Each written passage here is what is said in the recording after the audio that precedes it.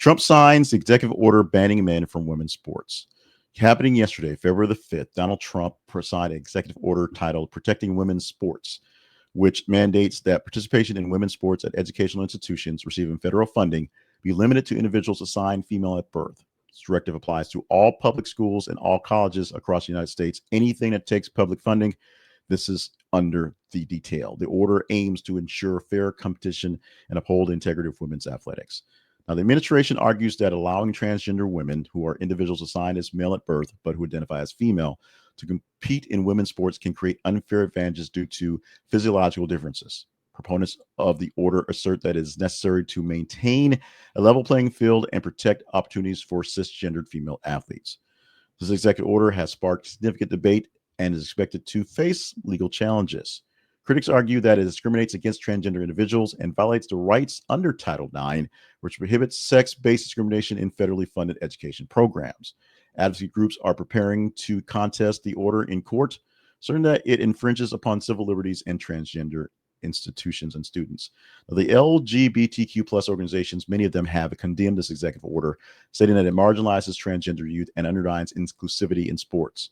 They emphasize that the importance of allowing individuals to compete in accordance to their gender identity and highlight the potential negative impact on mental health and well-being of transgender students. Schools and colleges receiving federal funding will need to review the potentially revise their athletic policies to comply with these new directives. This may involve implementing procedures that verify students' assigned sex at birth, which could raise privacy concerns and administrative challenges. Institutions must balance adherence to federal mandates with the rights and needs of their student populations. And this executive order actually represents a significant policy shift with far-reaching implications for educational institutions, athletes, and the broader discourse on gender identity and equity in sports. I wanted to read this as it was written, so to make sure you got the full details on this one. This is a topic we do not take on very often. I'm being honest about this one because some topics I'm all about being, two barrels out, just going blasting and say, hey, this is how I feel about this. This is a big deal. You can agree, disagree. Let's have a conversation. This is one that's a bit touchy, and one that's a bit touchy because I literally have no dog in this fight. I know no one who is transgender, to my knowledge. I know no one who is a transgender athlete who has this issue.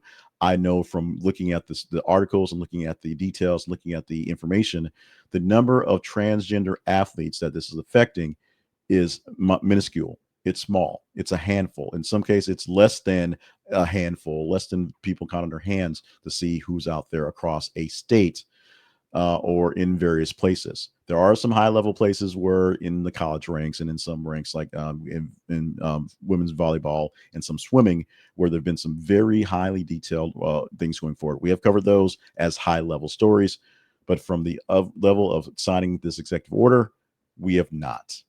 I have not. I've stated my displeasure with transgender athletes competing with regular women in regular sports as a personal preference. But other than my daughter, who's played some soccer in the day on some mixed teams as a young child, and as she got a little older on pure girl teams, I've got no dog in this hunt right now. No dog in this fight. It just isn't there. But I have my opinions, and I want to talk to you about your opinions. So go forward. So let me have it. Give me your opinion on this one. Should I just stop talking about this, which chances are we won't bring this up much often, although it's such a big story, we had to bring it in here.